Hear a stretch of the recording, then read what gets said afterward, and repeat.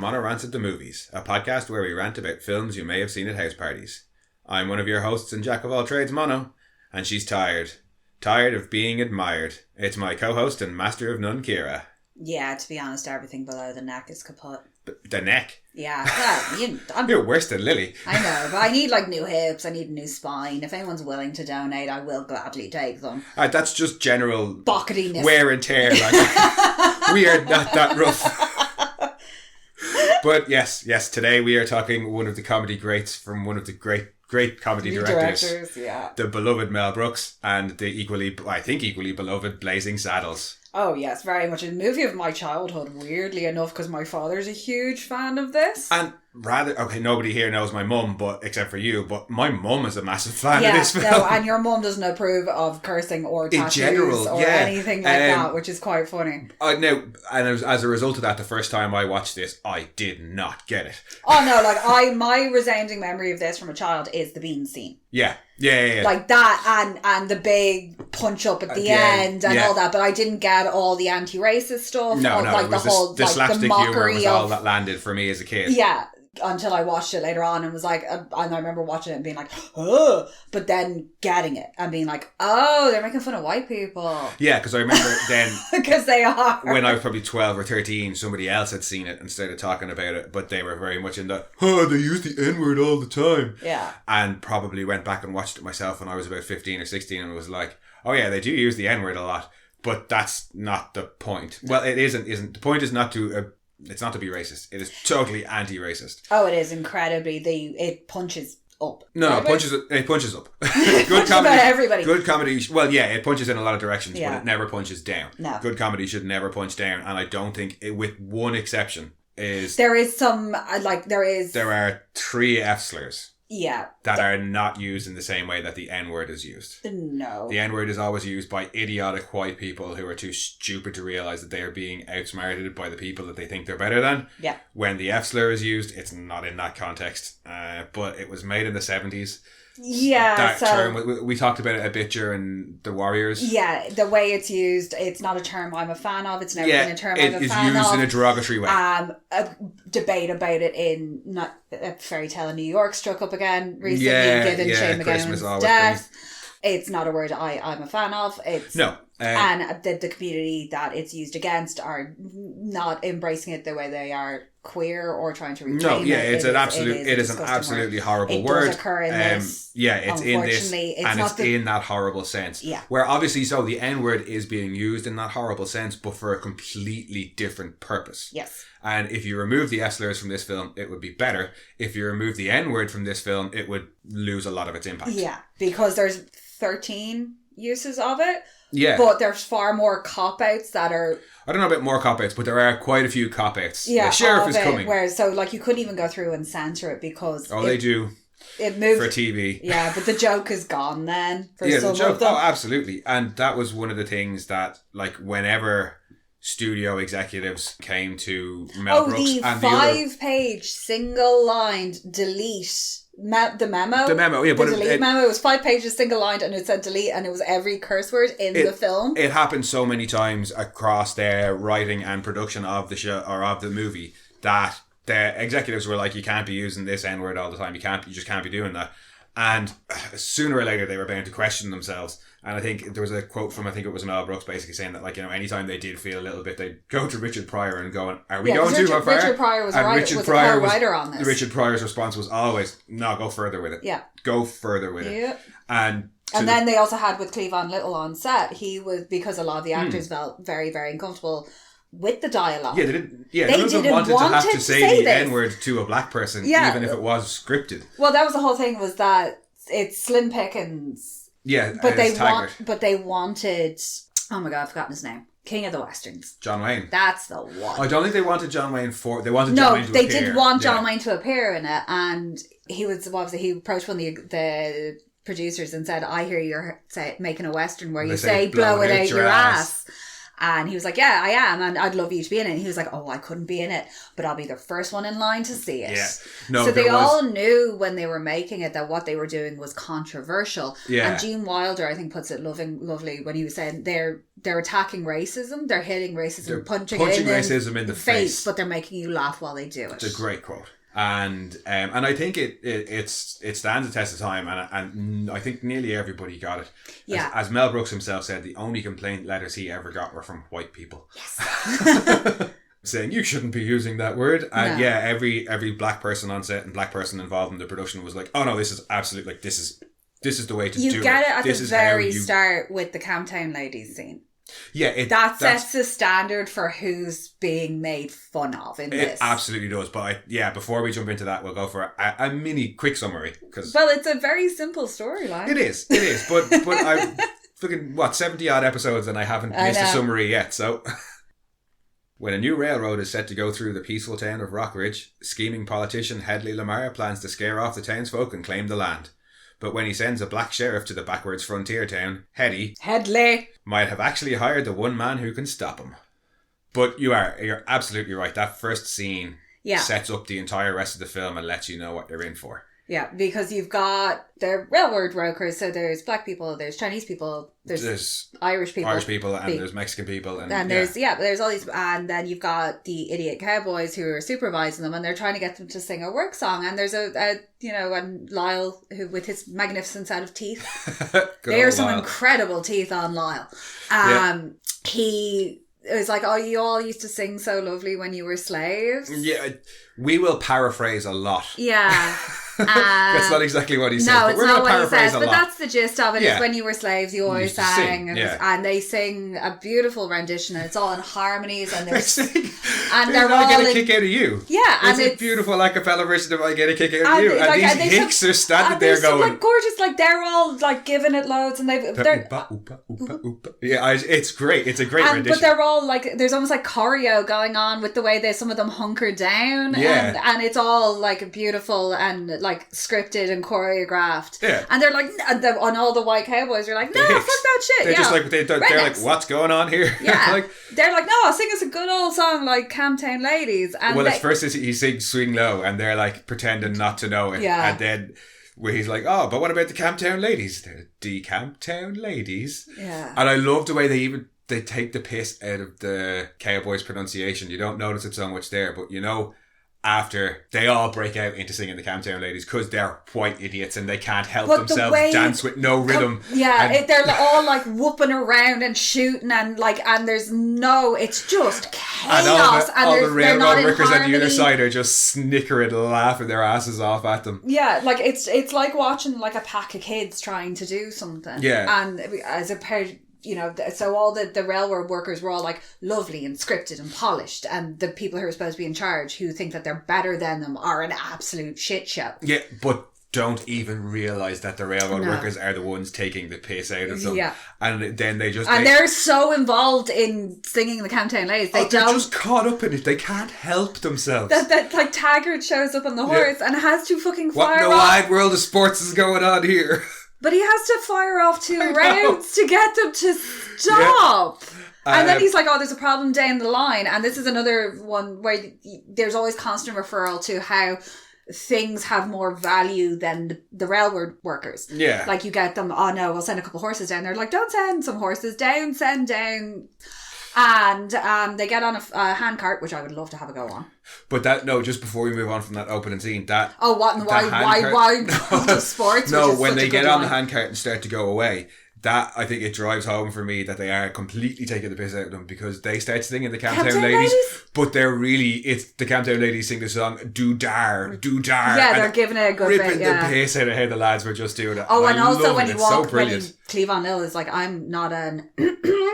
My grandmother was Dutch. It's a family secret, but my grandmother was Dutch. And the way he walks up to me and goes, excuse me. I can't. And it's like this great shame of the family. I can't go any further without absolutely just praising Cleavon Little is brilliant. He's so smooth. And as much as I love Richard Pryor would not have done the role as well. Cleavon Little is amazing. He's so smooth. He's not cocky, but like he just it's the delivery of it. There's a little like wink and a nudge. Yeah. It's very much that. It's like the little turns to camera, because obviously Mel Brooks breaks the fourth wall all over. This is probably the one with the most famous fourth wall break. Because that's how the movie ends. Like, oh, sorry, yeah. Not like the camera fourth wall break. No, but yes. And there's a certain level there of, because I think as well, because he was a Broadway actor. Yeah. So audience interaction and things like that would have been something he would have done a lot more of, because he did unfortunately pass away very, very young. Early 90s, I think he passed away. But in this, he's just got charm as well. Oh yeah, he oozes charm, and like they set him up they set him up really well in that first scene as well. Because he's the main one singing the I Get a Kick. Yeah. And then when the first time you see him as sheriff. Oh god, with the Gucci bags and everything. Gucci bag they don't make too much out of it. It's just like a pan over, and he's in that, like, what was this? It's 1874, but it's played as 1974. So he is just cool. I'm surprised there wasn't more like Shaft heavy bass music going on in this. That might have been a bit too much, because they were playing it as more. It is a parody. Well, they do have every Western, because he rides past Count Basie and gives him the high five. I think that's just enough. Yeah, but like he's got the Gucci on. He's basically wearing flares over the cowboy boots. Like he is just the epitome of cool. But I mean, all the cast are amazing in this. Cleavon Little's probably up there. Yeah, no. And then phenomenal. Below in terms of like how they acted the shit out of it, I think Gene Wilder and Madeline Kahn are tied. Madeline Kahn is unbelievable. And then Harvey Korman as Hetty. They're all amazing. That was the point. I like me some Harvey Korman. Yeah, Slim Pickens. They're all brilliant. Like it is hard to pick out. Considering like his other for Slim Pickens in particular, his other second most famous role, or probably more famous role, second most famous role, is as the bomb riding cowboy in Dr. Strangelove. Yeah. Well, I mean, I think for me it's this. Obviously all the westerns he was in, because he's for me it's this, because this was what I first saw him, and this is what I know most for. But yeah, he was like the western guy. Yeah, well, he lived on when they did the outdoor the desert shoots. Well, he showed up with it. Desert shoots for him. He showed up in his RV and would stay out and didn't go back to the hotel. And he had a campfire and his dog and his Winchester rifle. Yeah, that's where Slim stayed. But yeah, no, they are. They're even Lyle, who had very little acting experience. I think they got the impression they brought him on because he was more of a cowboy and he fit the role like Slim did. He's brilliant in it as well. Like, he looks like a cowboy to me. Oh yeah, and it's the big all-American grin and no eyeballs. I don't think you see that man's eyes once in this. He's very squinty, yeah. Like, he has that permanent, even, we have a special edition of it with a lot of interviews, and there's a big retrospective on Madeline Kahn. The documentary is called Back in the Saddle. If you can get your hands on it, it's great. It's been re-released with more... because it's 50 years old this year. With more Gene Wilder footage as well. Yay. because obviously he has unfortunately passed away as well. So actually Lyle and Mel are the only... I can't remember the name of the guy who plays Lyle. They're the only two surviving cast members. But the only two surviving main cast members. Yeah. Yeah, no, even the townsfolk who have the lesser parts. Oh, all the Johnsons? Still brilliant acting. The whole town of Johnson? Yeah, the whole inbred the town of Johnson. It's just... and Howard Johnson's one flavour ice cream shop. Which I didn't even realise, because this film is packed full of references. Oh, so many. It's like all the others. There's just so much going on. If you get it, you get. If you don't, you go. You watch it again, you catch new stuff, you go look things up, you end up... Because it's so easy to miss as well, because, as we discovered, Mel Brooks is responsible for a lot of comedy tropes that we just take for granted and never realise. Like the class... high anxiety with the orchestra on the bus. Getting scared by the orchestra on the bus comes from high anxiety. Yep. There's so many gags that you can trace back to Mel Brooks films. Yeah. But he himself is so good at referencing that a lot of the time you don't even necessarily... Like the badges, we don't need any stinking badges. I didn't realise that was a reference. Patches, we don't need any stinking patches. Mongo Santa Maria. It was a Cuban musician. Cuban musician. Or then you get these lovely snide references, like he's killed more men than Cecil B. DeMille. Yeah. Which, if you know anything to do with the filming of like the early epics, there's an awful lot of extras that get killed, particularly on Cecil B. DeMille films. Well, it was all. I think it was more of a reference to the amount of people who died on screen, as opposed to all the horrific accidents that happened on Cecil B. DeMille films. I would say it was probably a bit little from Mel column Brooks, A, it was little probably, from column yeah. B, especially the likes of the Ten Commandments. Yeah. Oh, yeah. The Ten Commandments and Ben-Hur in particular. Well, Ben-Hur killed a lot of animals. Died. Yeah. Or were seriously injured. Yeah. But yeah, there's references out the wazoo as well in this, and a lot of them would fly over people's heads. Do you remember when we fought Dix? Richard Dix? Oh, they're not even references, they're just completely random. Like, you do it for Randolph Scott. Randolph Scott. And then the whole thing through it of Headley Lamar and Headley Lamar, and it's 1874. You can sue her. She sued them. Yeah. And Mel just went, pay her whatever the fuck she wants. We don't care. We love her. We love Hetty. Hetty gave us so much good films. Not only was she an absolutely fantastic actress, she was an incredible inventor and entrepreneur. Mm-hmm. So yeah, give her whatever she wants. We love Hetty. Yeah, give her some money. He didn't even go to court with it. He was just give her money. It's Hetty. We don't care. It's Hetty. We love her. Yeah, she's phenomenal. It's incredible. Go look her up. Go look up everything she invented. Oh yeah, no, she is. She's an incredible woman outside of frequency switching technology comes from her. Yeah. No, it's just the level of comedy is just it's on another level. There are a few things that I think don't translate. A couple of like just little corny bits and things that you would have seen in 70s comedies all the time that stand out a little bit, like the scene when they first come to Rockridge and they're attacking when they're doing the number 6. Oh, right. When they're working up the number 6 on them. There's a few bits that are just a bit like cheesy, corny, slapsticky that you wouldn't see in films nowadays. No. And the farting scene, while it broke ground at the time. And wind. Haha. Yeah, you watch it now and you go, It's just passe because it's not shocking anymore. But at least it's only like 30 seconds. It's very, very short. Yeah. But that came about because they were watching all these Westerns as like research into this, and we're like, they're drinking an awful lot of black coffee, and it's thick black coffee too, and they're all eating canned beans. And you bread. Are not going to be pleasant to be around. Yeah. For, 20 minutes to a half an hour. Like, it's murder face on the submarine. Oh, good God. It's true. And it is funny. Like, it is funny. Everybody laughs at a fart joke. Yeah. And it's not that, what I don't think is funny is the actual, all of them rising and sinking in sequence. It's when Taggart comes out. Yeah, we get some more beans, Mr. Taggart. And he's like, God, no. Enough. Yeah, like, Jesus. And he's like waving the hat around. Yeah. It's his reaction to it all because they're all sat in it and they don't get it. It's his reaction walking into it. That's funny. Also, his relationship with Headley. And what the fuck is going on there? It's a bit special. Especially when he's like, I hope you can find it in your heart to string him up by the neck until he's dead. Because it's the longing looks from Taggart or the like aroused looks from Taggart as Headley's practically humping the statue of Justice. Rockridge. I love that bit. Well, that features one of my favourite bits in the entire film, which is Barts. Oh, Barts the executioner. Barts the executioner. I couldn't possibly fit him in until Monday. As you can see, I'm booked solid. Oh, we've had 2 people call in sick. Yeah, this one's a doozy. The walk and then the small kiss on the forehead. Yeah, and then when he goes back to him and he's hanging a man on a horse. Yeah, and the man is sitting on the horse. Yeah. It's okay, it's just a man and a horse and being then the third time you see Boris when he's about to hang Bart. Yeah. And he's like, it's okay. Everybody's equal in my eye.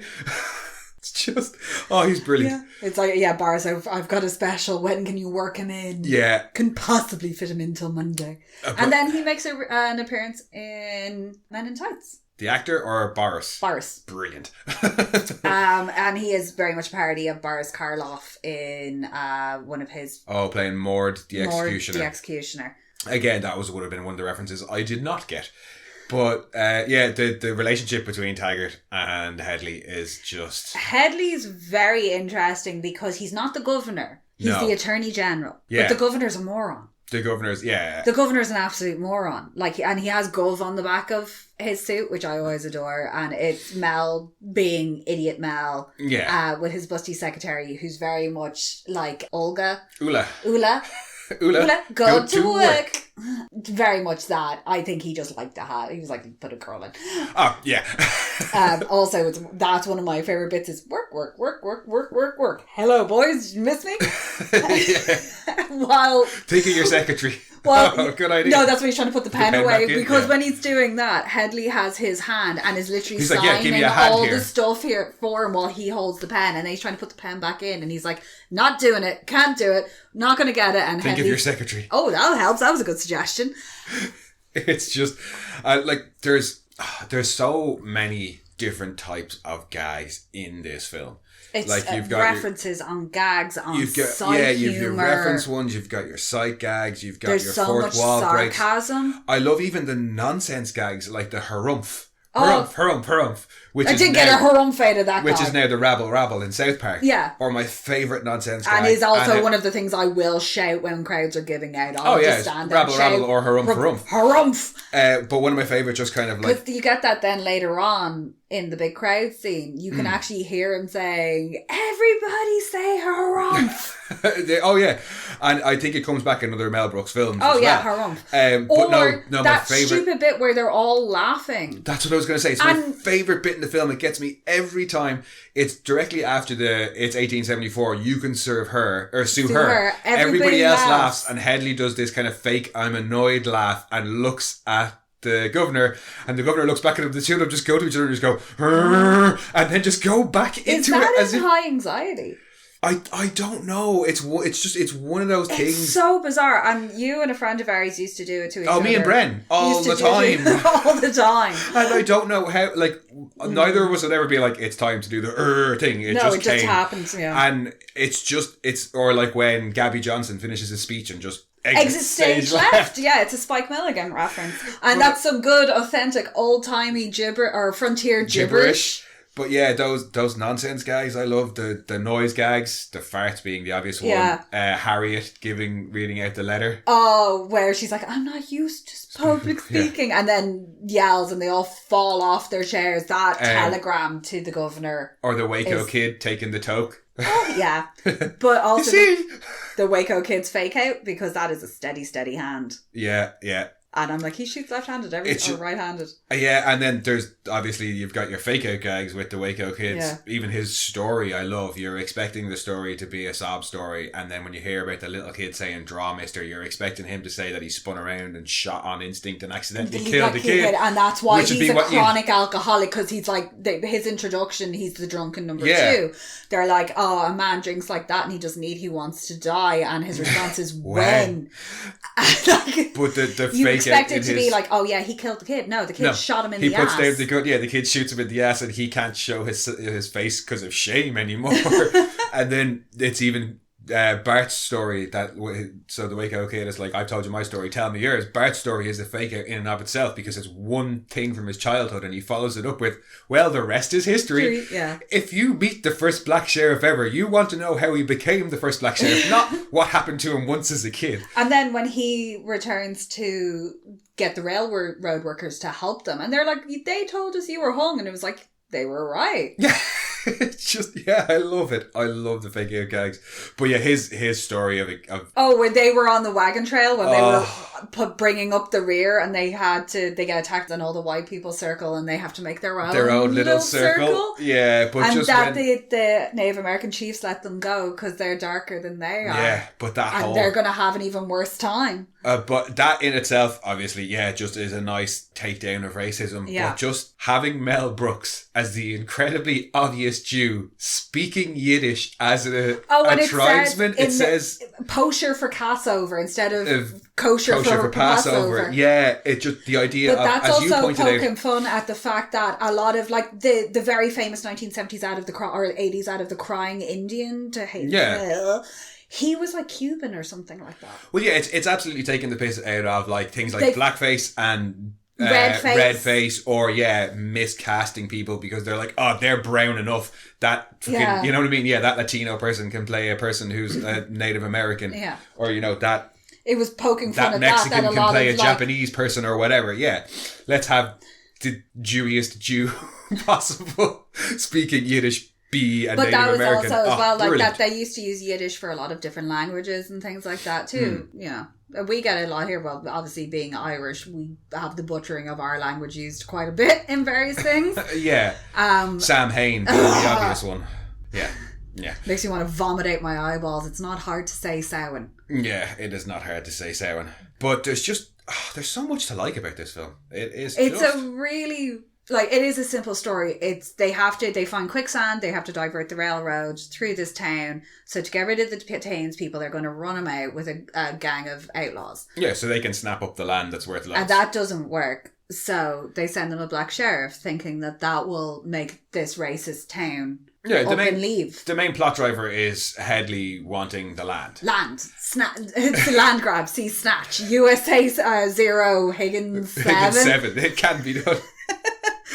But I think even Mel said it himself. And then the town warming to him, to this sheriff, because, he takes out Mongo. Yeah, that's when the turn is when they. The best bit is the little old lady. Yeah, that whole thing. But even that points out the hypocrisy of it when they and in suddenly 25 years he'll be able to shake their hands. Even when the townsfolk suddenly realise we're not anywhere near as above this person as we thought we were, they still can't even be seen to admit it in public. No.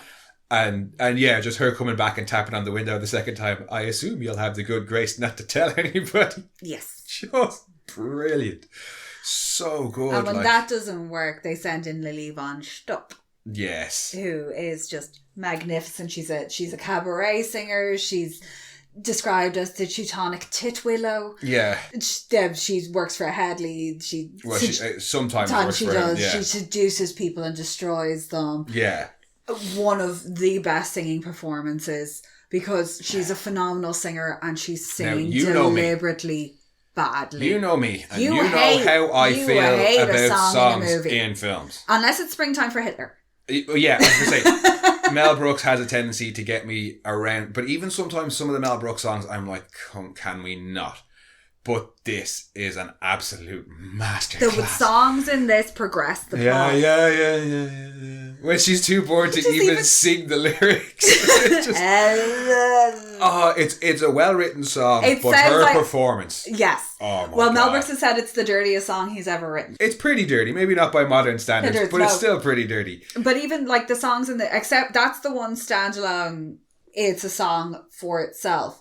Because when the sheriff gets to Rockridge, when Bart gets to Rockridge, and you get the song there. No, the song is before the number 6 happens. Yeah, but the one about the peaceful town of Rockridge, and then it goes on through, and then this town is turned to shit. Is how the song, it ends in the church. But that's another beautiful little bit of fourth wall comedy, because it's supposed to be. Is it diegetic is the music that you can hear and non-diegetic is the music that you can't? I may have those backwards. I can't remember. I need to go watch that episode of Cheryl of Archer where Cheryl keeps hearing it. Cheryl, that's right. Cheryl hears it and screams, that's not diegetic. Okay, great. So if you...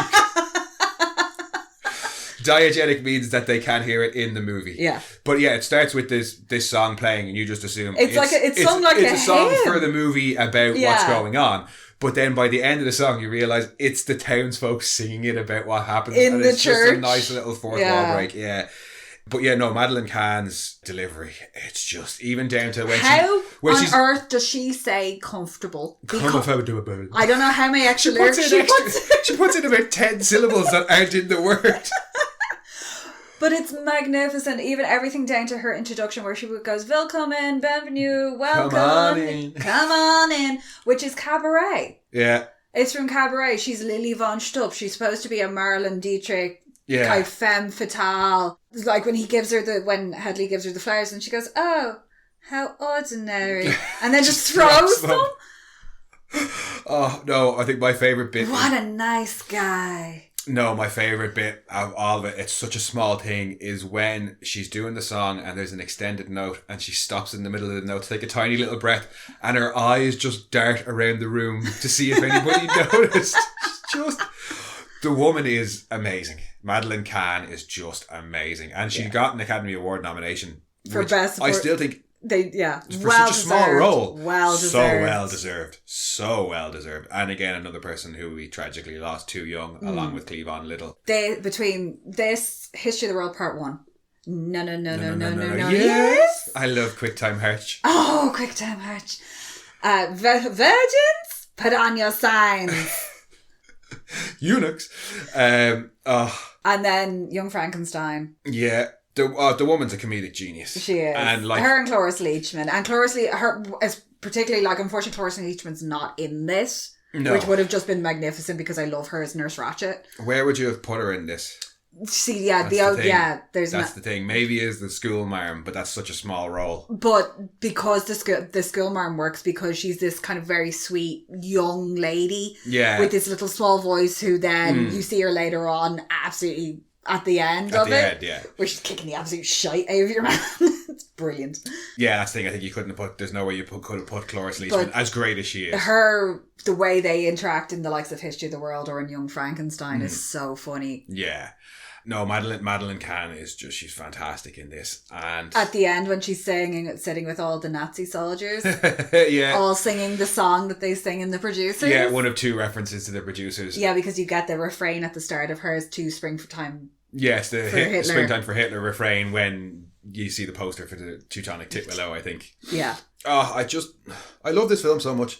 I could talk about it for days. I could watch it endlessly. Mongo, like we had a hamster called Mongo. Yes. Named after this character because she was huge for a hamster and used to kind of tramp around the place. Yeah. Like you've got Mongo who's won over. He's sent in to try and destroy the new sheriff, and he's like, everyone's terrified of Mongo, and you get the great bit from Gene Wilder, who's like, "Oh, don't shoot him! You'll just make him mad." And he's like, Sheriff Barts just left staring at him going, what do you mean you'll just make him mad? Also, when they find out the townspeople send in one of the Johnsons to ask him take... that bit. He bursts in the door and runs to the entirely wrong side of the room. And then spins around and goes straight back up. It's just, you pointed out, it's like the actor had fucked up and there was a blocking mistake that Bart was supposed to be there but wasn't, but they left it in the film. But that was absolutely done on purpose. But it's just, it's another one of those masterful jokes that just works. It's so determined. But then when he opens the door and he's like, the fool's going to... the sheriff's going to do it. And then smiles at him like all confidently and walks back out again. And then Mongo's got everybody squashed behind the piano in the saloon. Yeah. Also, Anal Johnson that runs the saloon, who makes sure everything's nice and clean, and he is absolutely disgusting. No, I will say, I said it earlier, I think, but the townsfolk are great. The townsfolk all play their roles beautifully of just being the unbelievable idiots. You've got Gabby Johnson, who's the old, like, frontierman. Who I always thought was Mel Brooks doing a cameo. No. Another kind of cameo. But no, it's not. No, it's one of the dudes from Rambo. Yeah. Or First Blood. He's the sadistic cop in Rambo First Blood. Gabby Johnson, who's like your old-timey frontier dude. He's like atypical red overalls. He's, everybody commence a jiggling. There's a whole bit where they're all giving speeches about leaving the town, and they're like, Olsen Johnson was right. Olsen Johnson's right about Gabby Johnson being right. And it just keeps, everyone has to get up and have their little say about it. Even if it's just to agree. Yeah. Because they have to be seen to be important. It, yeah. Oh. And the kind of pastor. Oh, I'm leaving. And then, sorry son, you're on your own. But Headley's plan when nothing works, and his maniacal plan to just round up a massive army of people, which results in that beautiful scene where he's signing everybody up and he's like, qualifications, and your man's like, rape, murder, arson and rape. And he's like, you said rape twice. I really like rape. No. Good, sign here. But you get, there's... The guy with the gum. No, but there's him in the line, and then there's some like outlaws, and then there's some Mexican banditos who have the sombreros and the bandoleros on. There's guys on camels. There's Arabic people with camels. Then there's the guys with the motorbike handles attached to their belt buckles who are supposed to like MC out, like motorcycle outlaws. Yeah. There's Nazis. Yeah. Like, there's actually, like, stormtroopers. Yeah. And then there's, like, the Ku Klux Klan who have a nice day on the back of their outfits. And the Methodists. Are there any Methodists in the queue? I don't know, but Mel Brooks is in the queue in disguise as an aviator. Is he? Yeah. Which leads, that wonderful scene in that, which is when they lure off the two... Yeah, well, there's two... KKK to get... Yeah, two of the things you've mentioned there have brought me onto one of the things that I love about this is there's a couple of lines in this film, and it's just the delivery of them cracks me up every time I hear them. One is, you mentioned Mongo. And when Mongo bursts into the bar, and is it Olsen Johnson goes, "Never mind that shit, here comes Mongo." Oh, that is cracks brilliant. me up. It's just the delivery. Yeah, and it is just the way he just completely blanks whatever the dude is saying. Yeah, and then it's, of course, Gene Wilder herding cattle through the Vatican? No, in terms of the delivery of the line, Gene Wilder going, "Hey boys, looky what I got here." Where are all the white women at? And when they get caught by the... No, I like when they're like, stampeding cattle. Yeah. And Harvey Korman's like, "That's not great." And he's like, "Through the Vatican." And the way he says kinky. Ooh, kinky. Yeah. And then you get the line about him being strict, which then later on in High Anxiety. I had to look it up. I was like, is that a call back to High Anxiety? No, High Anxiety. It's a call forward to a film that hasn't come out yet. You're so strict. And then I think my favourite, just delivery of a single line, or two lines, comes from Slim Pickens. "Somebody's going to have to go back and get a shitload of quarters." A shitload of nickels. Shitload of dimes, I think, sorry. Is it dimes? Yeah, it's dimes. And you use your mouth prettier than a $20 whore? No. "Piss on you, I'm working for Mel Brooks." Not the face! It's just something about the delivery of all those lines. Cracks me up every time. And there being cows everywhere. Oh yeah, the cows. The random cows. And then the very obvious... switching from real horses to the mannequin horse, like the one Mongo pushes over, that's very clearly a mannequin horse. Or when they're blowing up the fake town and there's just mannequins flying being launched through the air. And mannequin cows being launched. Kind of very similar to the Holy Grail. Oh yeah, when they're absolutely launching things. And I think there's this, because that's the same when he says most people call me Jim. I was just about to say there's so many things in this that really harken back to Monty. They're almost a callback. I don't even know if they're callback. No, I think it's just a very similar sensibility between the Pythons and between Mel Brooks, that you have a lot of those kind of gags that could, there was 5 writers on this. There was Mel Brooks, Richard Pryor, and there was 3 others. And they were saying that jokes went around the room, and by the time they came back, they weren't the same joke, but they were funnier. And it was likened to being in a brawl that everybody was trying to shout over each other. Yeah. And people were too busy laughing, and everybody that wrote on this, their work is in every scene. It was incredibly collaborative, and from things like that you do get things that are just really fucking stupid too, that are stupidly funny.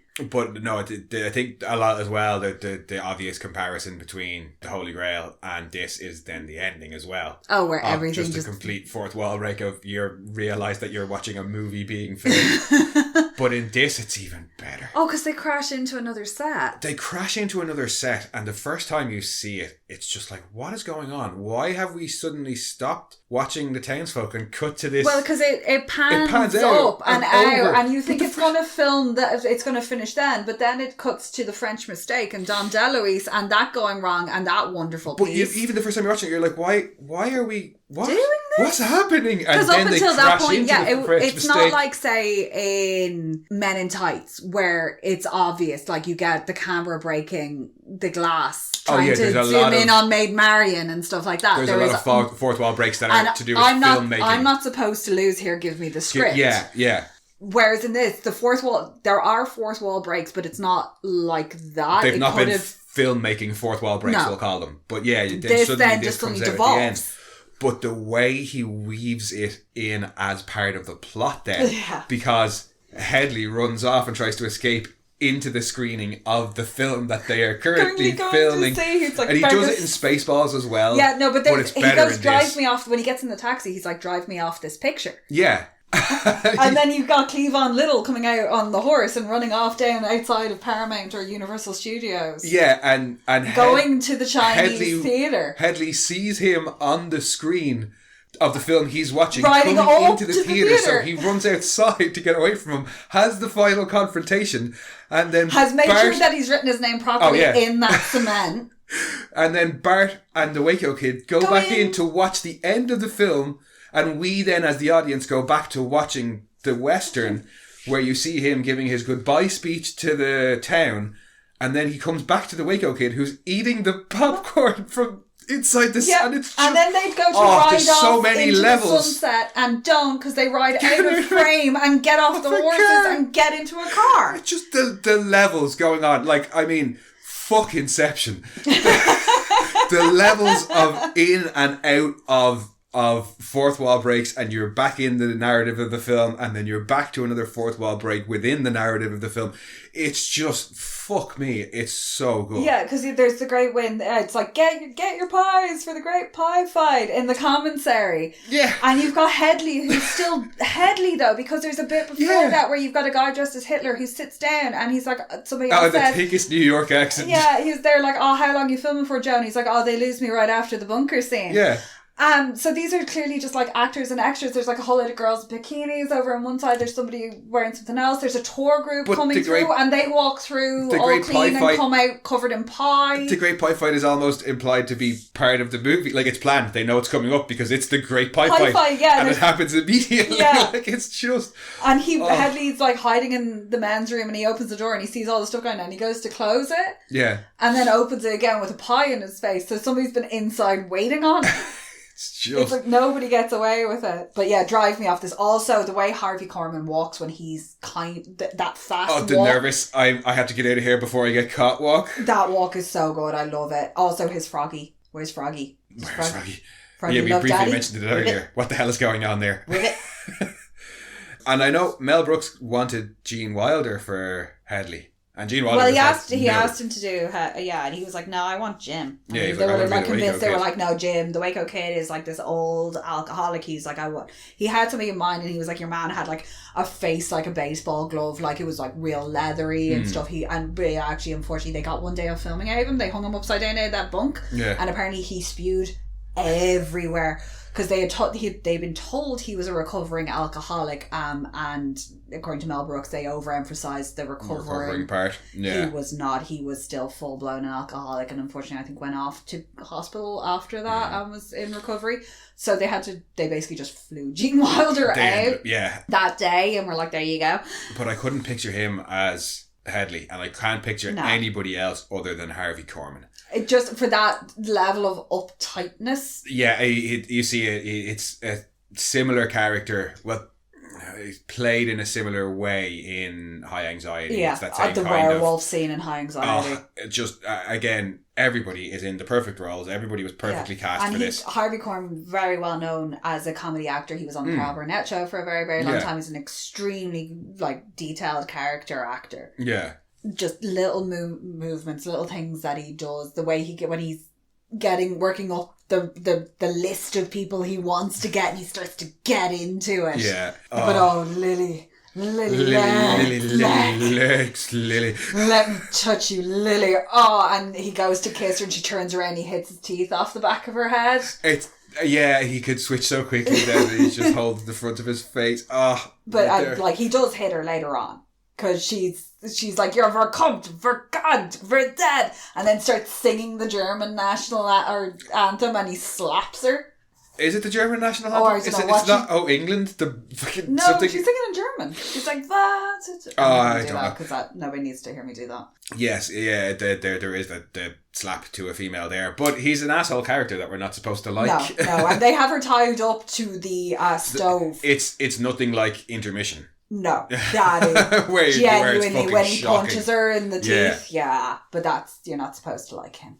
No, neither are we supposed to like Headley. No, but he is kind of likable because he's so fun. He's just he is so atypically he's arch. He's a conniving arch maniacal villain, but he's importantly nowhere near as smart as he thinks he is. No, he thinks compared to the people he surrounds himself with, yes, he's smarter than them. He's the smartest person in the room with them, but he's in no way smarter than the townsfolk. Well, in no way smarter than Bart or Jim. Yeah. And I think the only intelligent white person we meet in the entire film is the Waco Kid. Yeah. And that's because he doesn't care. No. People. Well, that's it. His introduction is very different. It's like, the drunken number 2 is awake, and he's like, are we awake? And Jim goes, I'm confused. Are we black?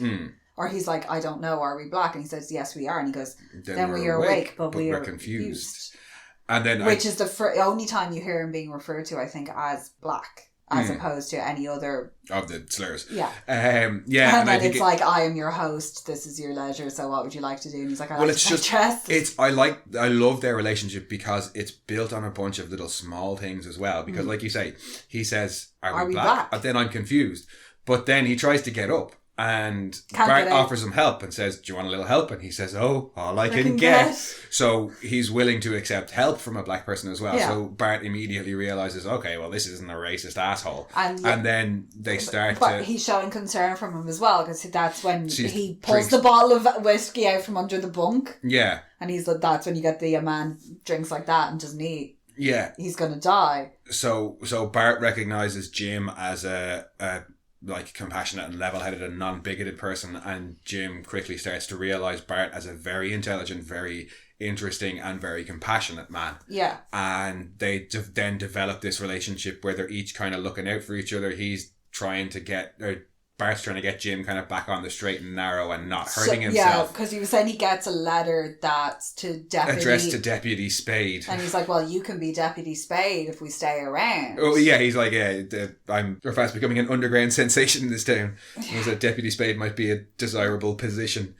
But then in turn, Jim is trying to kind of protect Bart from himself, and in the sense of being overconfident, where like he goes out to greet where Bart goes out to greet everybody in the town, and he has that wonderful interaction with the little old lady, which shall not be repeated.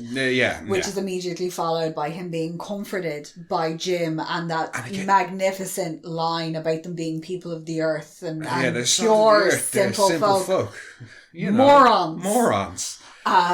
And that comfort as well. And that, I know we talked about how great of a comedic actor most of them were, but that you really believe Cleavon Little is upset. You see heartbreak on his face that Bart has gone out there absolutely confident he's going to be able to win these townfolk over, because he's already seen how kind of stupid they are. He's immediately won over the first person he's met there properly. So he's like, well, if I can do what I did with the drunk, I can do it with the rest of the townsfolk. And you see it in his face, just pure crestfallen, just thinks there's no hope. And Jim's then trying to reassure him of like, look, what did you expect? You have to lower your expectations a little bit. Like, what were you expecting? Hey, how are you, son? Marry my daughter. But then you also have to remember, they're fucking idiots, man. Yeah, they it's really going to take time. They're small-minded idiots that are all horribly inbred, because every single person is Johnson. And then when you see the town charter at one point, it's all Johnsons. It's all Johnsons. And even... And they all look slightly similar as well. Even to the end, when you think that the townsfolk have started to soften towards Bart. Maybe they're getting past their racism. Yeah, because they've recruited help from the railroad workers. When they find out what the railroad workers want in return. They just want some land. No, but their reaction, they're like, oh, okay, fine, we'll give it to the Chinese and to the black people, but we ain't giving it to the Irish. Ain't no way we're taking the Irish. And again, it just serves to highlight how stupid and pointless racism is, because even when they've got this far of accepting Bart, they don't want to accept the other white people they've decided they don't like. And it just... Well, there was always that great line in The Commitments. Oh, yeah, The Commitments about how the Irish are the blacks of Europe. Well, it's a whole big thing of and it goes down by scale to the north side. Yeah, but no, it starts at the north side, because that's the whole thing is one of the characters is uncomfortable playing what he perceives to be black music. So your man is like, oh, sure, look, we're as good as black. And you're like, what? He's like, well, look, Northsiders are the blacks of Dublin. Dublins are the blacks of Ireland. Ireland's are the blacks of Europe. So say it with me, I'm black and I'm proud. And but it's just Gene Wilder has it right. Like, the film smashes racism in the face. Because every single bit of it is pointing out the hypocrisy, and you get that when he arrives into town. You've got all the bits with Gabby Johnson going on, where the church bells keep interfering with them. But the way he extracts himself from that situation, and you've got, in particular, the schoolmarm being like, oh, won't somebody please help that poor man? And it's like, well, you want to save him now? Harriet. Yeah. And it's like, because it's, shush, Harriet, that's a sure way to get the poor man killed. It's like, you were literally going to shoot him 2 seconds prior, and now you're all concerned that he's going to be shot. Because it's just...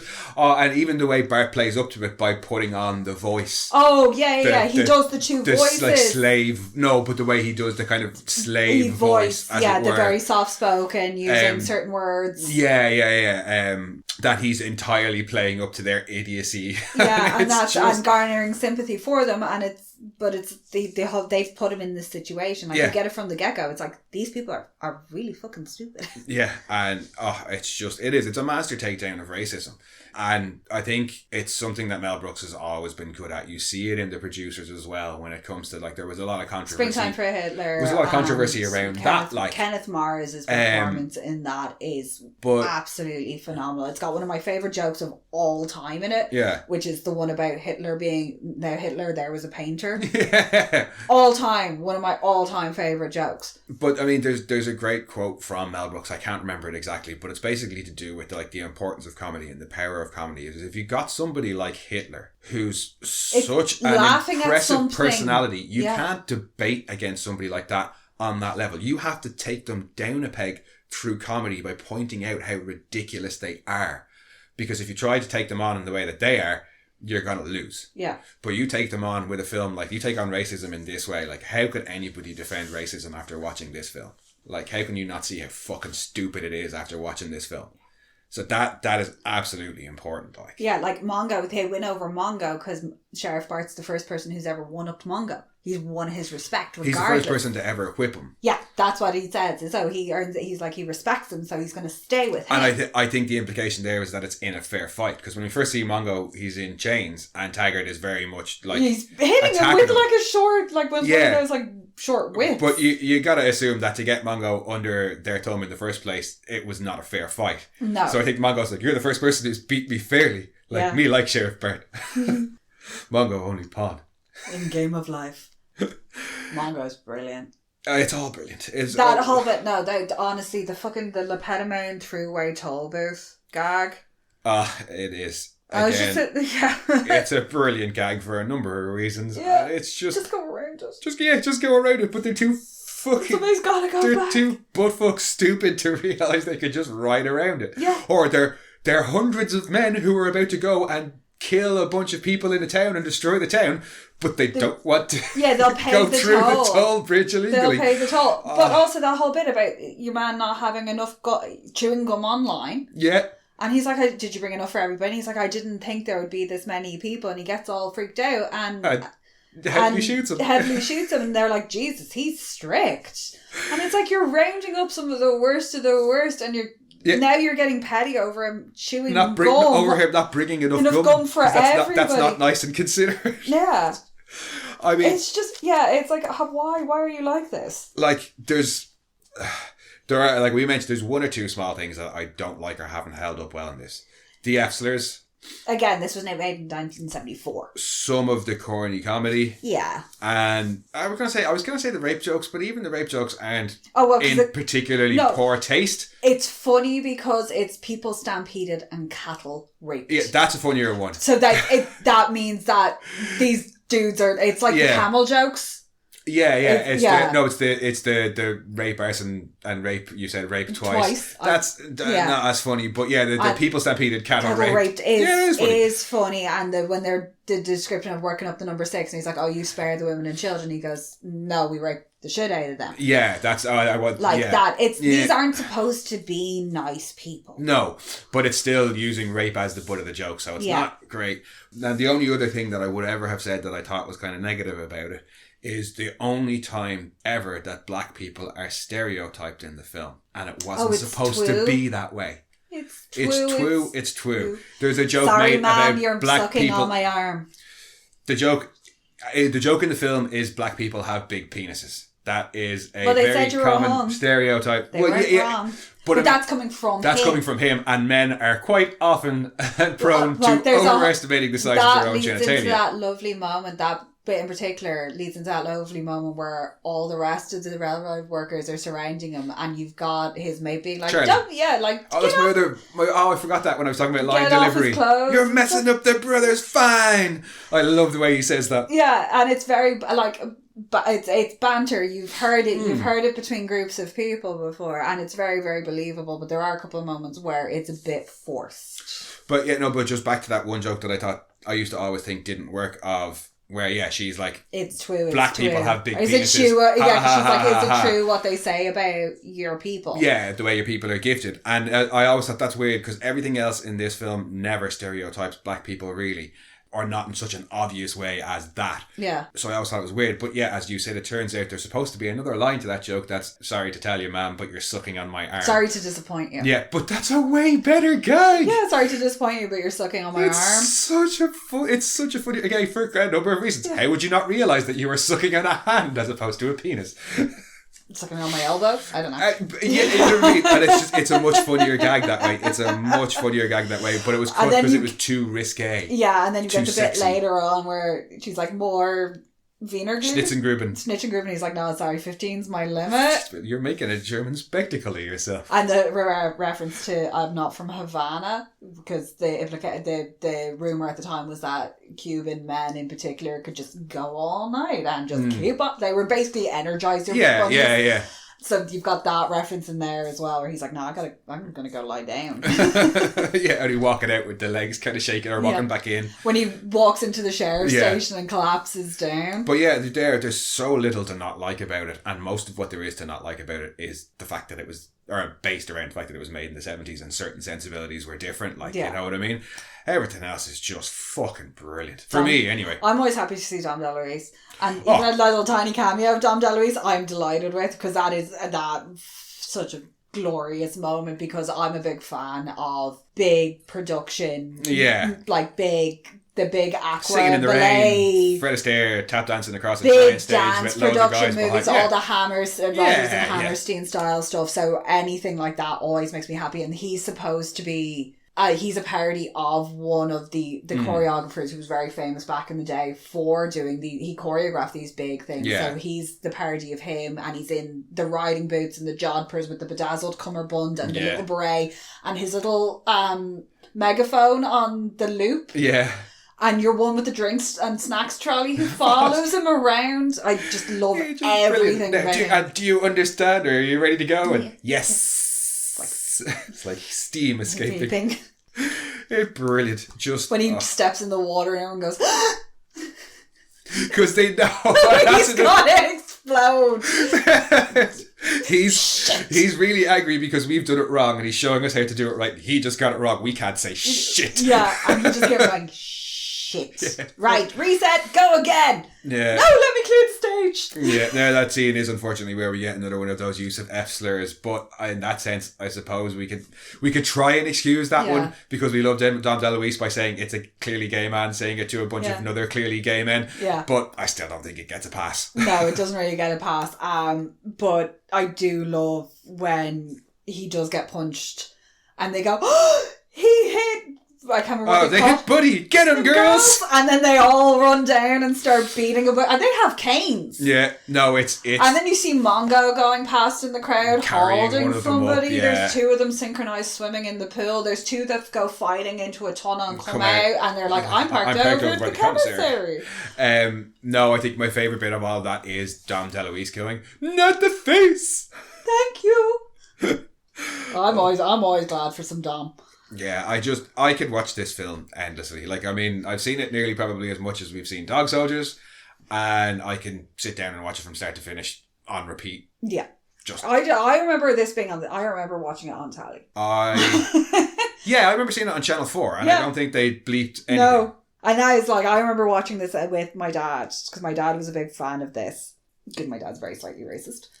Your dad has that British upper class inbuilt racism. He's getting better. He is getting better. But yeah, no, my standouts for this were always like the bean scene. That was always the thing I remembered from this. Whereas now it's like Madeline Kahn's performance. Yeah. Just Madeline Kahn, Harvey Korman just being phenomenal. Headley, Badges, like there's so infinitely quotable. Oh god, yeah. And I think what I appreciate about it now is definitely different from what I appreciated the first time I watched it as a kid. The parodies of it, all the Western movies. There was a story about Mongo punches out a horse, and that's based on a true story of supposedly true Sid Caesar punching out a horse between the eyes. I believe that because he was a fucking beastie of a man. Like, he was huge. Even down to them using, like, they have the trick horses. Yeah, it's I could go on about how much I love the this yes song and forever. no. Like, Mongo doesn't ride a horse; he's riding an ox. And it has yes and no on the butt for like buses. Safe to turn. And there are things or like overtake or undertake, I think. Wasn't that it? Yeah, it was to do with overtaking. Yeah, because it would be the opposite way around for us because we drive on the other side of the road. But yeah, it's just like every time I watch this, there's something else that I pick up on that I didn't pick up on before. Like I'd completely forgotten about or I'd never really paid attention to the Richard Dix bit. Oh, we fought off Dix. Remember Richard Dix came in here and tried to take over the town? And going and looking up who he was. And I'm going, who was Richard Dix? Why? And it's just because. I think no other reason. The orange roof funny. on Howard Johnson's outhouse is a reference to the Howard Johnson restaurants that had orange roofs. That we weren't aware of because it's obviously not American. It's not, we're not American. But, I just thought it was a reference because Baskin Robbins has 51 flavours and he had one flavour. That's what I thought it was. Yeah, whereas Howard Johnson's actually had something like 29 flavours and they were a hotel chain as well. And they were called Johnson. Yeah, it was Howard Johnson's. Yeah. And they had orange roofs. Like, you know, maybe like old... If you picture Pizza Hut in the 90s. Yeah. They had that very specific look to them. But yeah, I think we've probably come about full circle talking about what we loved about this. Any final thoughts? It is well worth a watch. Yes. If you've never seen it before, watch it. You will probably be offended. You do. Watching it now, knowing that they're coming, you still kind of die a little bit inside. No, I think it's just because you so rarely hear that word anymore. Either the N word or the F word from non-black people. No, with the hard or, as it were. I don't like to use that term, but you so rarely hear that word fully pronounced like that. It's such a casual manner as well, especially when it's got uppity before it. Yeah, there's that uppity that hit me in the head with the shovel. Yeah, but again, I think that's nearly the point of it. Like that, it's used so casually. You kind of have, but that it has that effect on us hearing it. I think it's important for it to be there because if it wasn't there, it wouldn't be as powerful a statement against racism. I don't think, because when you hear it, it either bothers you or it doesn't. If that word doesn't bother you, fuck off and stop listening for starters. Yeah, and go and have a long hard think about your life. But yeah, that word should bother you. I don't think it should necessarily offend you in this context, but it should bother you to hear it. Yeah. And I think it's part and parcel of the film, and I don't think you could have it without. No, the whole movie only works as a commentary on like racism with it in it. Yeah, and people say you couldn't make it today. I think you could, and I think you could make it with the N-word. Yeah, it would just have to be very carefully done. Yeah, well, but I think they did it carefully as well. This was done with love and care. Yeah, I think they did it carefully as well. With the blessings of people who are affected by it, who were the ones who were actively, because that was one of the things that was really interesting, was Richard Pryor didn't write Sheriff Bart. He wrote a lot of Mongo and things like that. He didn't write what they thought he was going to write, but he was very happy to approve what other people were writing and telling them to push it further. Yeah. And I think when people say, "Oh, you couldn't make this film today," it's like, "Oh, because we're such a PC society and stuff like that." No, I think the biggest trouble that you'd have making this today would be what they had, which was studio executives not having the confidence in it because it is so risque and so controversial. And they had it at the time. When they had their first screening for executives, there wasn't a single laugh, and they weren't going to release it. And Mel Brooks was like, No. He goes, get some normal people in here. So they just got random Warner Brothers employees, had a screening full of the cinema, and you could barely hear the film overall, the laughter. And Warner Brothers went, okay, yeah, maybe we were being a bit too conservative, and released the film. Like, there's a lovely bit from the guy who plays Lyle, who was saying that like he really was not comfortable with it, and Cleve Ondell took him aside and was like, it's okay, it's lines written down. He was like, basically, if I thought you would say this not on this set, we'd go to Fifth City. Yeah. But it's okay. It's written. You're allowed to say. You can play with it. You can ad lib. That was one thing. Like, I'm not going to get mad. We're not going to get mad with it. We understand. Yeah, but if we find you doing this not here, we're going to have a problem. In this context, it's perfectly fine. To the point like, where that's the reason why we're doing it. Yeah.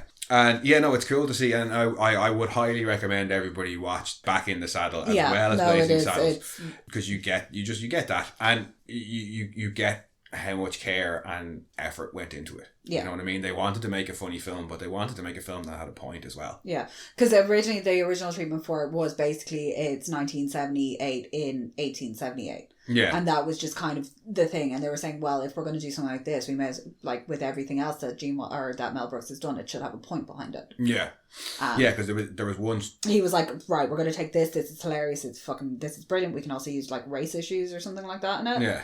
And well, no, I think debate, because your man who wrote it who first had the script idea and shopped it around, it was, I think, a comedy about a black sheriff, and it was supposed to be Alan Alda directed with James Earl Jones as the sheriff. That fell through, and it came to Mel Brooks, and the writer was delighted. And one of the things Mel Brooks says in that documentary, which is also quite nice, he says normally when you're first thing you do is get the writer out. Yeah, is you get the writer and you fuck him off. You don't want that guy anywhere near set. You don't want him anywhere. Once he's given you the script, you don't want anything to do with him. But he was like, what was nice about this was he had the bare bones there, and I don't think he meant that in an insulting way. No, it was there, but you know, we wanted to do some more and build on it. He was brought him in for the rewrites as well, so like they were working on it, and again, then very collaborative effort. Yeah, there's five of them writing, like, and I'd say that would have been one hell of a room to sit in. There's that writer's room, not the producers, the writer's room for Death of Superman.